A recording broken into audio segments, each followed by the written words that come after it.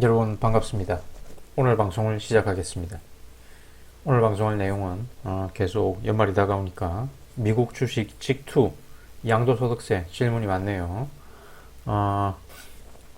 다시 한번 말하지만 소득공제분 250만큼은 수익 실현하는 게 좋습니다. 그런데 이제 이런 질문을 하는 사람이 있어요.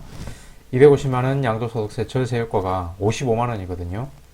250만원 곱하기 양도소득세율 22% 하면 55만원 절세할 수 있습니다. 그러면 이 55만원 아끼려고 매도 재매수를 하다가 수수료 플러스 슬리피지가 더 클 수 있다. 그래서 안 하느니만 못하다 라고 이제 질문을 하는 사람들이 있어서 이 영상을 제작해 봤습니다. 환율 1,000원으로 잡았을 때 그럼 이 슬리피지는 뭐냐? 슬리프리 미끄러지는 거죠, 그죠? 그래 여러분이 애플 주식을 오늘 매도하고 재매수하게 되면 매도한 가격보다 비싸게 살 수도 있고 싸게 살 수도 있겠죠. 그 가격 차이를 그 슬리피지라 그래요. 그런데 이제 이게 싸게 사면 여러분한테 이득이고 비싸게 사면 약간 손해겠죠. 그래서 알고리즘 트레이딩을 할 때 이 슬리피지 값을 되게 마이너스 0.1% 정도 잡습니다. 그래서 이 백테스트를 할 때 이 슬리피지 값을 0.1% 잡았습니다. 0.1% 잡았어요. 자, 오늘 방송하는 내용은 미국 주식 직투에만 해당하고 연금저축펀드 IRP에는 해당하지 않습니다. 그리고 주의사항 한번 잘 읽어보시고 계산은 한번 직접 해보시기 바랍니다. 자, 55만원 절세하려고 매도 재매수하면 요 비용이 더 클 수 있다라는 주장에 대해서 한번 비교를 한번 해볼까요? 자, 55만원 절세하려고 수익 실현 재매수하다가 수수료, 슬리피지 비용이 더 클 수도 있으니 안 하는 게 낫다 라는 주장 비교 한번 해보겠습니다. 그래서 요 둘을 비교 형량해보고 수수료와 슬리피지 비용이 절세 비용 55만원을 초과한다면 굳이 할 필요는 없겠죠. 그러면 수수료 슬리피지 비용이 55만원을 초과하려면 얼마만큼 매도를 해야 되느냐, 그 매도 총 금액이 얼마나 되느냐를 따져보면 18만 3,333달러 곱하기 0.3% 왕복 수수료 0.2%죠. 키움증권 기준. 그리고 슬리피지 0.1% 잡았다고 그랬죠. 그러면 요 금액만큼 매도를 해야 비용이 550달러 나오거든요. 자, 요 계산하는 방식은 기말자산, 연말자산입니다. 곱하기 소득공제금액 나누기 수익금 이렇게 하시면 돼요.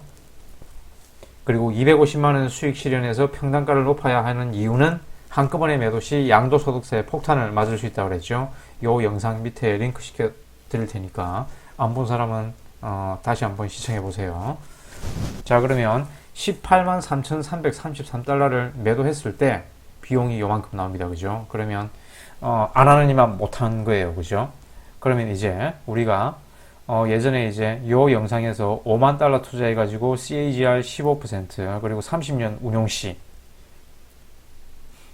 55만원 절세 효과를 위해서는 매년 19,000달러를 수익 실현 후 재매수해야 됐거든요. 그러면 요 금액, 요 수익률이라면 매년 하는 게 낫습니다. 그죠? 이때 왕복 수수료는 38.31달러였어요. 38.31달러. 그러니까 약 38,000원 정도 되니까 해야 되겠죠. 그죠? 550만원보다는 작잖아요. 그죠?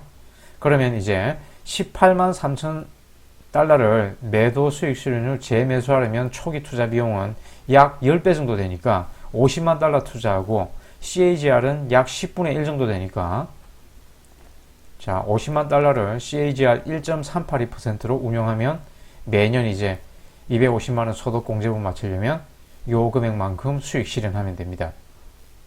자, 엑셀 시트에서 한번 볼까요? 자, 이 영상은 옛날 영상입니다. 그죠? 5만 달러로 출발했을 때 옛날 영상이 아니네요.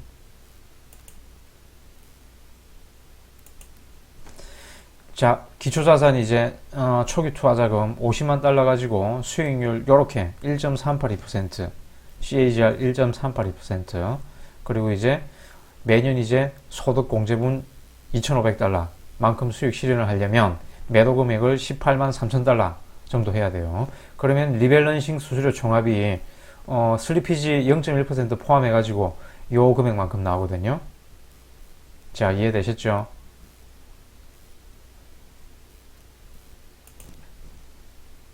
그러면 이제 나는 10년 이상 장기 투자할 거니까 나중에 이제 투자 금액이 이제 6억 원이 되면 배우자한테 정해가지고 면세 받겠다. 배우자 간 정해는 이제 6억 정도는 6억까지는 정해서 면제잖아요. 그죠? 이렇게 절세하겠다. 자, 현재 부부간 부동산 정해는 5년 이상 보유해야 되거든요. 정해받자마자 팔면 양도소득세 고스란히 내야 됩니다. 그리고 이제 기획재정부에서 이렇게 이제 앞으로 주식도 2023년부터 양도소득세 원천공제가 된다면 이런 절세 전략을 운용하는 사람들이 많을 거거든요.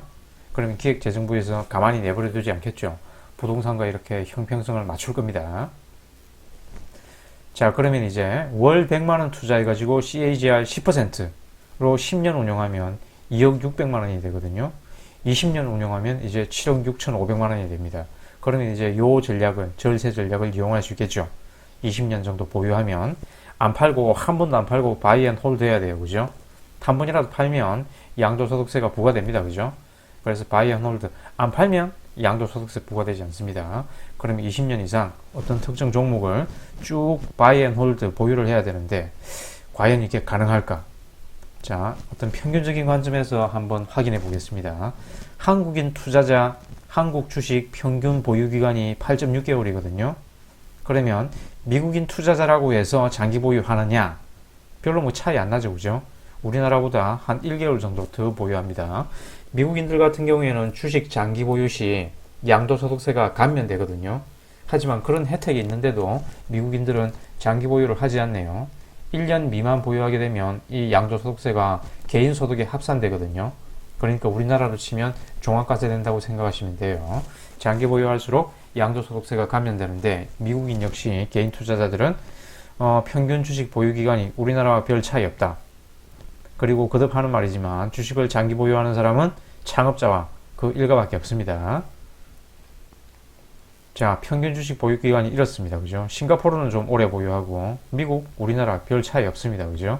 그래서 여러분이 나는 이 평균에 들어가는 사람일 거야 라고 생각하는 게 현명할까요? 아니면 나는 이 평균에서 벗어나는 아주 상위 1%에 뛰어난 사람이야. 그래서 주식을 이렇게 10년, 20년 장기 보유할 수 있어 라고 생각하는 게 현명할까? 는 뭐 여러분 스스로 판단해 보시면 됩니다.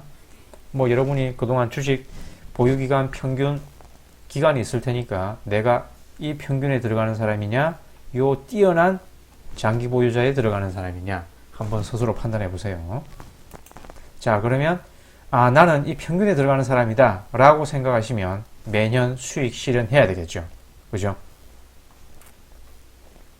자, 그래서 초기 투하 자금을 5만 달러, 10만 달러, 15만 달러, 50만 달러 이렇게 투자했을 때 매년 이렇게 2,500달러씩 소득 공제분만큼 수익 실현을 하려면 얼마를 매도를 해야 되느냐? 요만큼 매도하시면 됩니다. 요만큼. 요 계산 공식에 넣으시면 돼요. 요 계산 공식에. 그러면 초기 투하 자금 그리고 CAGR은 같다고 했을 때 CAGR은 10%네요. 10% 같다고 했을 때 초기 투하 자금 여부와 상관없이 매년 27,000달러 정도 매도를 하시고 재매수하면 됩니다. 그러면 리밸런싱 수수료 총합은 슬리피지 0.1% 포함했을 때 82달러 정도 되네요. 82달러. 그러면 550달러보다 적으니까 매년 소득공제분만큼 수익 실현하고 재매수하는 게 낫다. 라는 게 오늘의 결론입니다. 이상 시청해 주셔서 감사합니다. 이해 안 되는 부분이 있으면 댓글로 질문 남기시면 답변해 드리겠습니다. 이상 시청해 주셔서 감사합니다.